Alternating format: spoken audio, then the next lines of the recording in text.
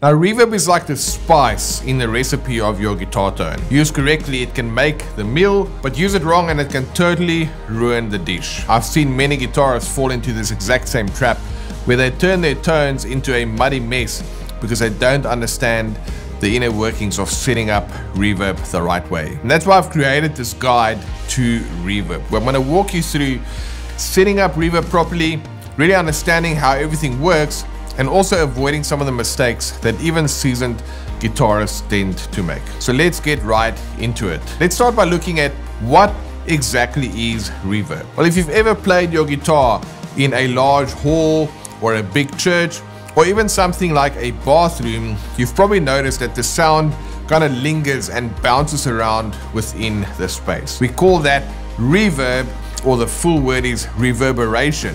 That is reverberation in action, with the sound bouncing all over the place. In essence, reverb is the sound of a room or a space. Now, when you play a note on your guitar, that note doesn't just travel directly to your ears. First, that note is going to be bouncing off the walls, the ceiling, the floor, and it's going to create this series of reflections that's going to reach your ears at slightly different times. And when all those reflections blend together, what happens is together it creates that effect that we call reverb. Now, why does reverb matter? Well, for a couple of reasons. The first one is emotional impact. You see, reverb can add some depth and dimension to your playing, where, for example, a little bit of reverb can make your guitar sound a little bit more lush and expressive, while a lot of reverb can go ahead and add this real ethereal or even a dreamy quality to your sound. Another reason is spatial awareness. When you use reverb, you can create a sense of space, whether it's in your recordings or performances or your guitar sound. So if you want to sound like you're playing in a huge concert hall, you can do that. Maybe you want a small, intimate blues club, you can also do that. Reverb is going to be the thing that's going to help you create that illusion of spatial awareness. And then, of course, there's the genre context as well. Different styles of music will use reverb in different ways. If you look at, say, surf rock, there's going to be a really heavy reverb that's going to be a defining characteristic in that style. In blues, you might use more of that subtle touch, like that kind of a club, a small intimate club, just to make the guitar feel a little bit more live. Now, in the context of modern worship, reverb is often used to help craft that sonic landscape that can really draw the congregation into the whole worship experience. So at its core, it's not just about using reverb as an effect, but you can use reverb to contribute to the whole worship experience at large. So you can use reverb to create both space and atmosphere in your playing. So for example, if you want to simulate the acoustics of a large cathedral or a big concert hall, you can use reverb to help you convey that sense of grandeur or spiritual reverence even. It can also create a sense of being part of something larger than oneself. And then, of course, there's ambient reverb, which has much longer decay times that can give you this really cool meditative and even a reflective kind of atmosphere. I'm going to get into checking out all of these types of reverb in a second. The final reason why reverb really matters, it helps you to blend in with the other instruments as well. You see, in a worship band, reverb will help the guitar to blend with the other instruments, whether it's keyboards or drums or vocals. It's going to create this sense of unity and harmony within the band, and therefore reflecting that communal aspect of worship. So with that said, let's go ahead and check out the different types of reverb that you have to use at your disposal in order to make all these awesome things happen. All right, now for teaching and educational purposes, we are going to boost the mix of the reverb a little bit higher than what you'd normally do that, just so that the types of reverb is a bit more pronounced and it's easier for you to hear them. Now, the first type of reverb we're going to look at is room reverb. This emulates like playing in a smaller space like a living room or a studio. You're going to end up with a more subtle and tight sounding reverb. Let's go ahead and compare a dry sound with that of a small room reverb. Here I've got like a dry sound. As you can see, there's nothing on my guitar. And if I add in that dynamic room,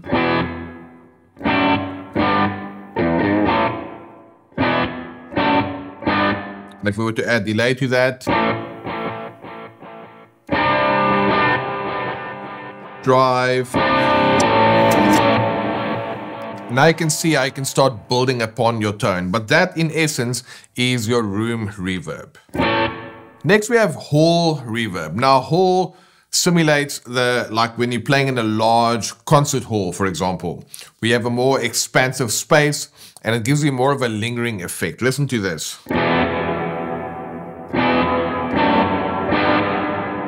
You can hear that sound lingering and traveling a bit longer.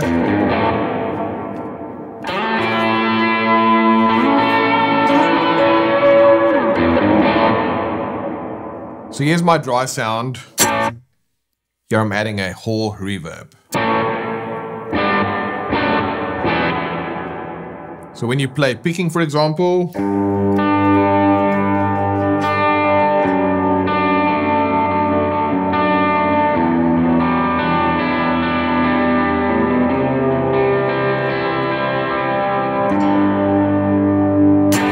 so as you can see, it just gives a totally different character when you use a hall reverb in comparison with, say, a room reverb. Now, another common type of reverb is plate reverb.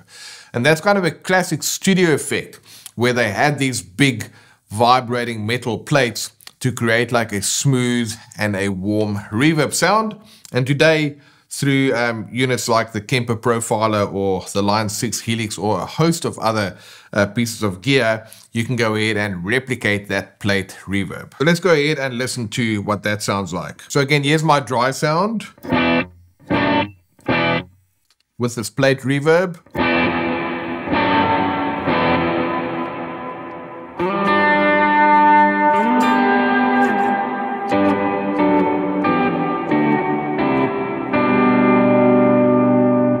You can hear it adds like a smooth and a warm reverb sound.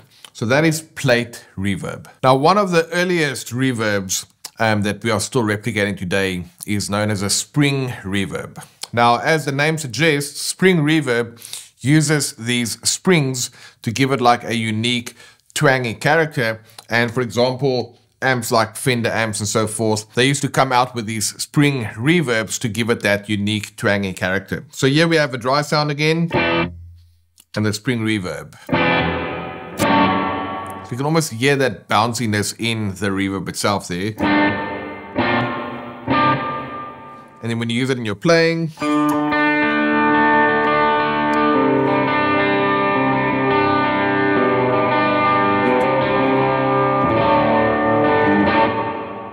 you're never really going to hear the reverb in the way that I'm demonstrating it, where you just strike the string and then allow it to ring. You're going to use it in conjunction with whatever you are playing. So these were a couple of the types of reverbs that used to be around, and now through the power of digital processing, we can go ahead and replicate these different types of reverb in a device like the Line 6 Helix right here. Now, one thing about modern worship, it's known for the big ambient tones, of course, through the use of delay as well.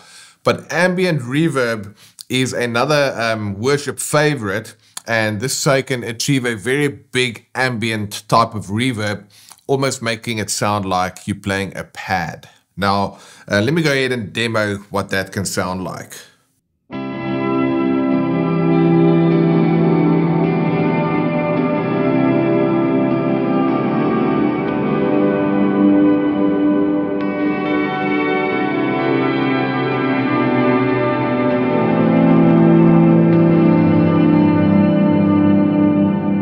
And if you use things like swells,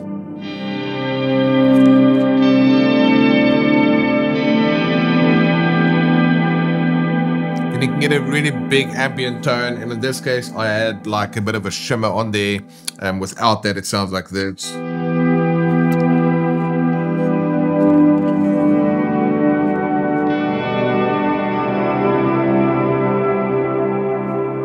And that kind of ambient reverb, played at the right moment, can be, it's almost like this blanket this warm blanket that covers the whole auditorium there, which is a really cool sound to use in the right moment, and that's known as ambient reverb. We've got a whole video on exactly how I'm dialing in that particular tone, and you can find that in the description below. All right, so we've looked at what reverb is, we've looked at why it matters, along with a couple of different types of reverbs. Now, if you're looking for a worship-focused reverb pedal, I'll definitely recommend the Revelation Reverb from Jet Pedals.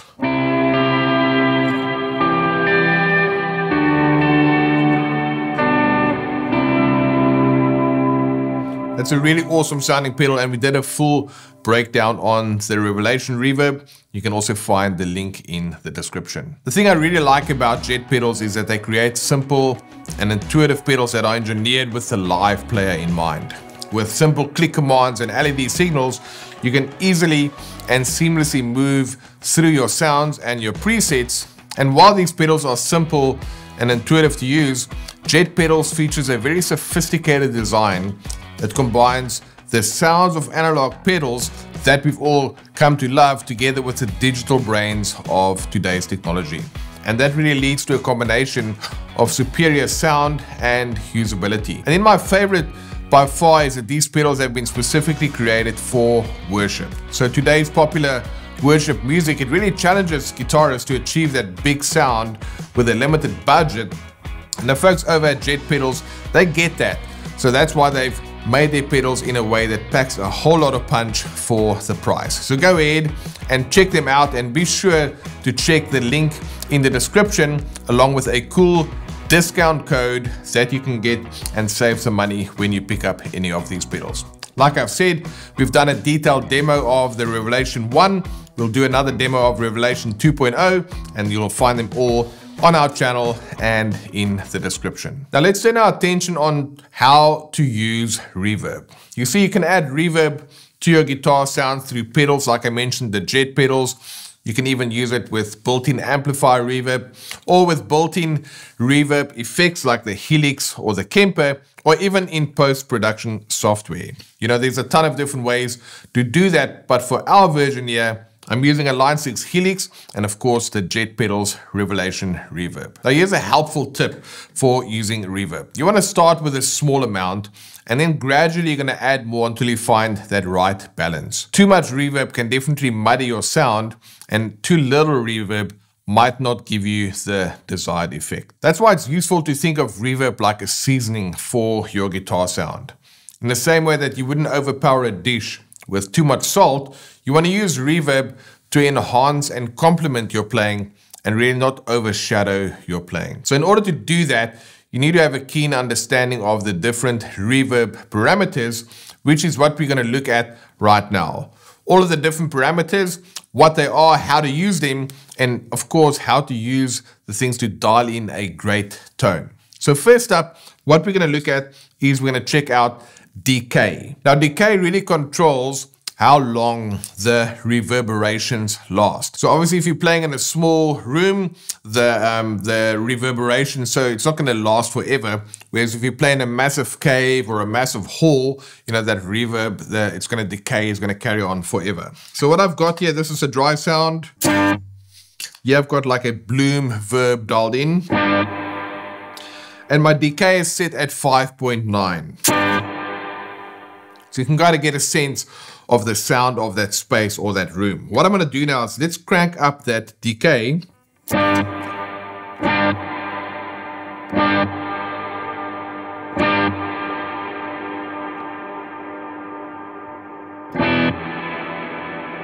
You see, if it's set there at 10, it's almost too much. It's just not going to really stop. It's going to keep going, that decay there. So that's why for this bloom verb, it's much better to put it around the 5.9. So that is just the right ratio that you want to experiment over there for your decay. Next up, we have pre-delay.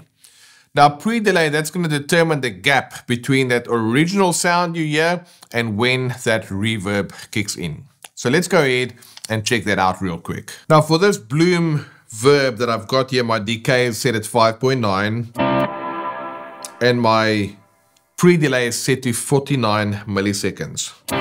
If I take that all the way down to 0 for my pre-delay, or 1.0 there, you can see that the reverb kicks in sooner. Now let's make that pre-delay as high as we can. So there's 200 milliseconds. Now I can clearly hear, I first hear the dry sound and then the reverb kicks in. So if we take it back down to around 50 where we had it, that almost sounds better because there's enough time for you to hear your original sound and then that reverb comes along and kicks in. So that is the pre-delay. Next up we have room size. Now room size, as the name suggests, is going to give you control over the virtual size of that space. So bigger rooms are going to mean bigger sound. Here I've got one set to 30 meters.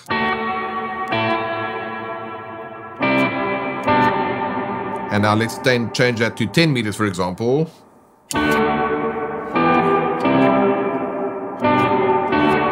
20.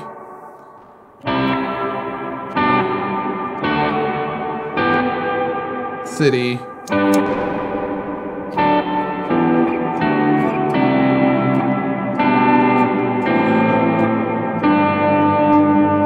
So that room size is going to, change that virtual space. Now let's move on to a couple of other parameters, specifically when I look at diffusion. Now diffusion is all about how it spreads those reflections, and it's going to affect how dense that reverb feels. So here we have a diffusion of 90%. And let's take it all the way down to 0. And let's take it all the way up.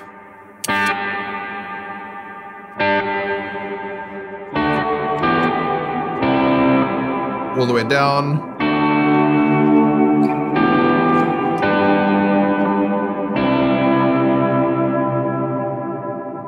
And you can see it affects the density of how that reverb feels. Now that's an important thing to note. Sometimes you use compression or reverb and you play around with certain settings and you don't hear the sound as pronounced. It's almost something that you feel a little bit differently. And that's important. Music needs to let us feel something. So when you understand how to use settings like this to change the way the reverb feels, that is a very cool thing to learn about. And next up we have damping. Now damping is going to control how quickly those high frequencies decay. Let's have a listen to damping in action. All right, so again with this dynamic hall sound that we've got here, the damping right now is set at 5.5 kilohertz.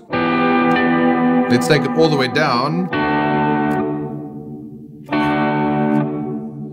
Can you hear how that affects the sound quite drastically at like 500 hertz?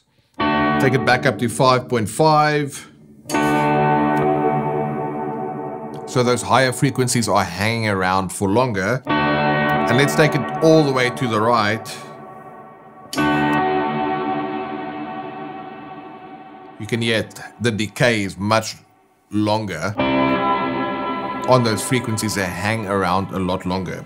So when you dial in your diffusion and your damping, then you can control some of the finer parameters of your reverb. Now let's move on to the mix element, which works in the same way as it does for delay. Mix will let you balance your dry and your wet signals, so you can go from a subtle reverb to a huge sounding reverb with this parameter. So again, as a starting point, I've got 40% in my mix here. So 60% for that dry sound, 40% for my reverb. Let's make it 50-50, so we put it at 50%. Now the reverb's almost too loud. And if we go all the way to 100%, you are just going to hear the reverb.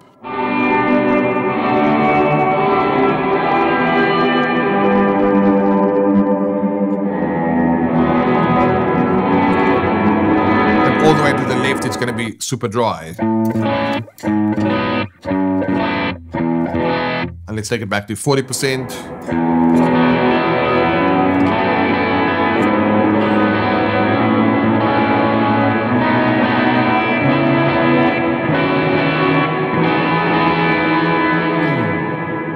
So that's an important parameter to get as you control the mix between your dry and your wet signal. Now the next parameter we're going to look at is the level. Now level will affect the overall volume of your reverb effect. Now it's important to notice that that level is the volume of the reverb effect and not so much how loud it goes with the mix parameter, which is what we've just looked at before. So now my level there is at 0 dB. Okay, let's push it up a bit.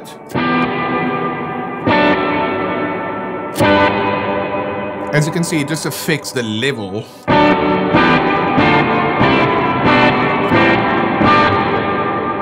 of that reverb effect. So not the reverb itself like it is in the mix, but instead it is the effect. So those are the most important ones, but it's also important to check out ways in which you can clean up the frequencies of your reverb. So first up, we're going to have a low cut. A low cut will allow you to remove some of those bass frequencies from your reverb that will help you to avoid a muddiness in your sound. So this low cut here is cutting everything underneath 103 Hertz. So any of the frequencies below that will not come through. It's cutting those out. So if I turn the low cut all the way down to 0,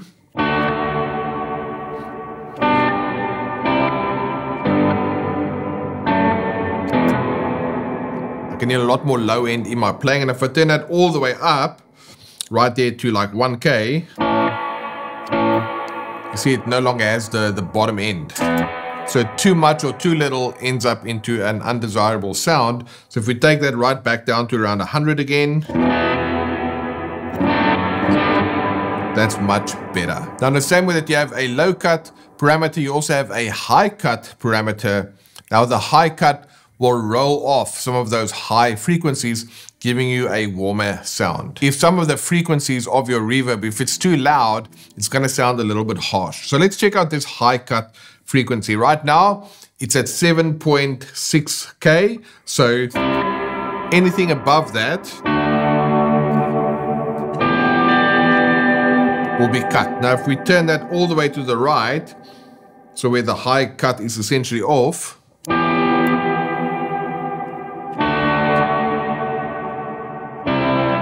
it sounds like that. And let's turn it all the way to the left. Now it sounds very nasally and you're not getting any of that nice high frequencies. So again, too little or too much, both will give you a problem. We take that right back to around 7K.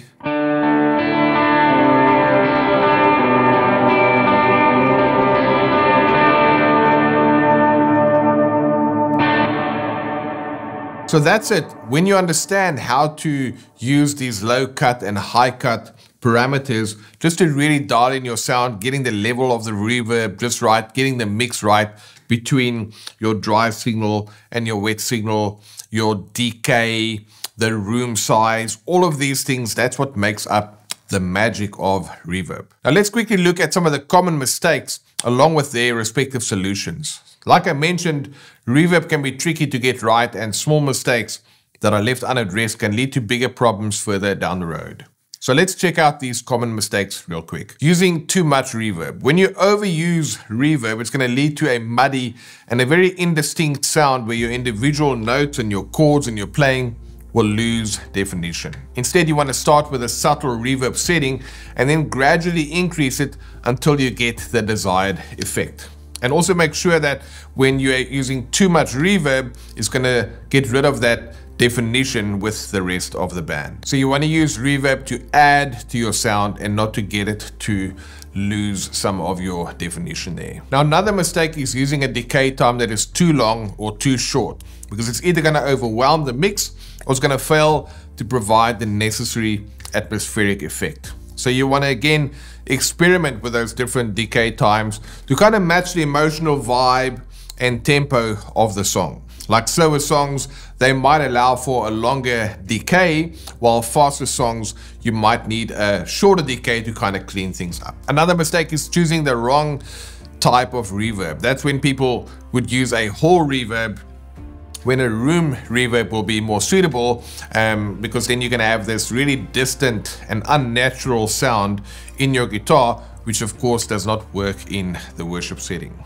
So when you are playing with reverb, make sure that you familiarize yourself with the different types of reverb, like we said, hall, room, plate, spring, all these different types of reverbs, and then choose one that's going to complement the song and the context of the song, as well as the space that you are playing in. Now, the next mistake is failing to consider your venue's natural acoustics. Like we mentioned, reverb creates that sound of space. And when you are adding reverb without considering the natural reverb of the venue that you are playing, it can also create a confusing and unfocused sound. Now, the solution to that is adjust your reverb settings based on the acoustics of the space that you are playing. So if you have a very live room naturally with a lot of natural reverb, you're probably going to turn down your reverb and not use as much of your artificial reverb.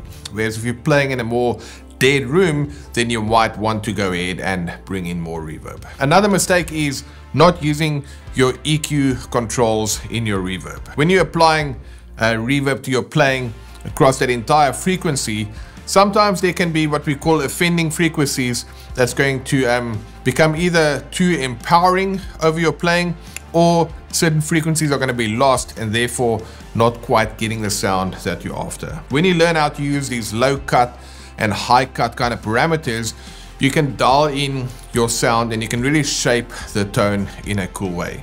So when you cut the low end in your reverb, it's going to prevent some of that muddiness, and then while taming those high frequencies can prevent some of the harshness in your sound. Now, another mistake is inconsistent use across different songs.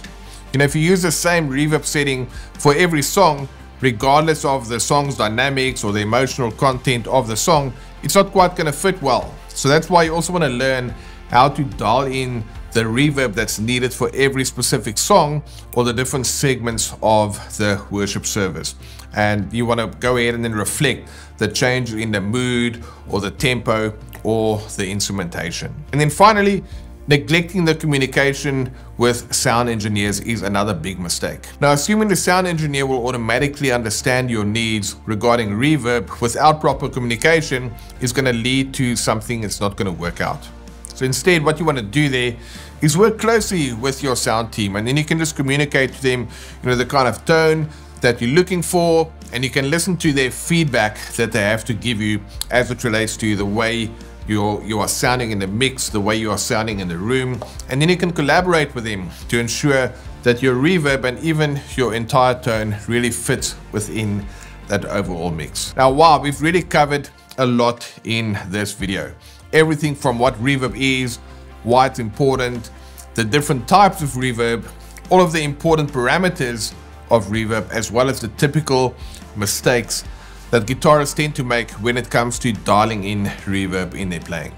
Now remember that reverb is all about adding depth and space to your music, so it's important to go ahead and experiment with it, and then you can make your guitar playing resonate and reverberate like never before, because you've got a solid command about what the effect is and then how to use it. Now, if you want to learn more about that super cool ambient reverb tone that I've showed you before, or if you want to check out the Revelation reverb pedal from Jet Pedals, go ahead and check out any of the videos over here. And lastly, don't forget to like, subscribe, and leave a comment. Until then, have fun, and I'll see you in the next one.